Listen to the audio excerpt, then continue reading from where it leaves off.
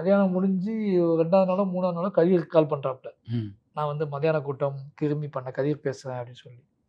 சொல்லுங்க பிரதர் நல்லா இருக்கீங்களா? நல்லா இருக்கேன். உங்ககிட்ட நல்ல கதை இருக்குன்னு சொன்னாங்க.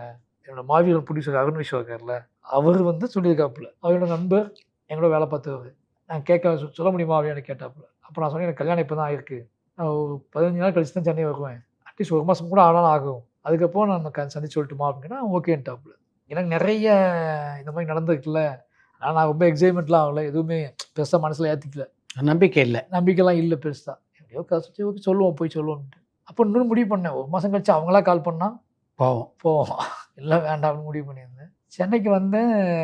சென்னைக்கு வந்து 1 மந்த் கழிச்சு சென்னைக்கு வந்து ஒரு 2, 3 டேஸ்லயே கதிர் கால் பண்ணிட்டாப்புல மறுபடியும். எனக்கு ம். பயங்கர ஆச்சரியம். "சார் வந்துட்டீங்களா சார்? கேட்கலாமா?" அப்படின்னு. அப்போ போய் கதை சொன்னேன். கதை சொன்னோனே ரொம்ப புடிச்சு போச்சு.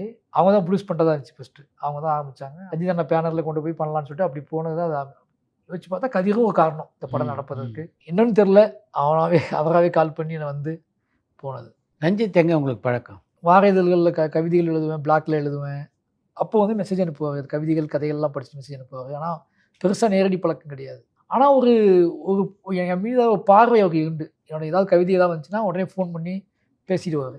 இப்போ ராம் சாருக்கு ரஞ்சித் அண்ணா பழக்கம்ல. அப்போ என்கிட்ட "நீ போய் ரஞ்சித் அண்ணாவ போய் பாரு, என்ன பாருன்னு" சொல்லி அப்படிதான் அனுப்புவாரு. அப்பதான் நான் மெட்ராஸ் படம் வந்த புதுசுல தான் அவர்ட்ட போறேன் நானு. அப்போ நான் பேசி கீசிட்டு, "என்ன பண்ற? திருநெல்வேலியிலேருந்து வந்திருக்கேன்" சொல்லி பேசிட்டு வந்துட்டோம். இப்போ என்னோட கல்யாண பத்திரிக்கை குடுக்கறதுக்காக நான் கல்யாணத்துக்கு கல்யாணம் வச்சிருந்தேன். அப்போ அவர் வந்து கபாலி பண்ணிட்டு இருந்தாரு. அப்போ போம்போது என்ன பண்ணேன், இந்த மாரி கதை ஸ்கிரிப்ட் ரெடி பண்ணிட்டு இருக்கேன். "எங்க சொல்லு பார்ப்போம்" அப்படின்னா, அப்போ அந்த பையன் கதைய சொன்னேன். அப்போ அவர் சொன்னாரு, "நம்ம புரொடக்ஷன் கம்பெனி ஸ்டார்ட் பண்றதா ஐடியா இருக்கு.